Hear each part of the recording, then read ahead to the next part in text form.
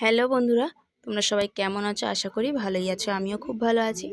আর সারাদিন তো বৃষ্টি হচ্ছে, আর আজকে তাই রান্না হবে একটু কলমি শাক কুচিয়ে নিয়েছি। কলমি শাক ভাজা হবে, আর রূপচাঁদ মাছ দেখো লঙ্কা হলুদ মাখানো। রূপচাঁদ মাছের ঝোল হবে জিরের বাটনা দিয়ে, ভাজতে বসিয়ে দিয়েছি। আর তোমাদের কেমন লাগে এই বৃষ্টির সময় মাছের ঝোল ভাত খেতে কমেন্টে জানিও। দেখো রান্নাটা তো হয়ে গেছে, মাছের ঝোলটা কেমন হয়েছে দেখো। আর শাক ভাজাটা দেখে কার কার লোভ লাগছে কমেন্টে জানিও, কিন্তু আমার তো খুব ভালো লাগে। আর নতুন বন্ধুদের বলছি, ভিডিওটা নতুন দেখে থাকলে চ্যানেলটি সাবস্ক্রাইব করে আমাকে সাপোর্ট করো, আমার পাশে থেকো।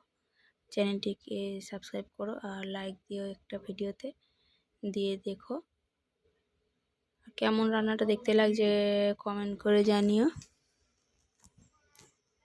রান্নাটা তো খুবই দারুণ মজার হয়েছে। খাওয়ার পরেই আমি এডিট করলাম। তাহলে চলো আজ এই পর্যন্ত।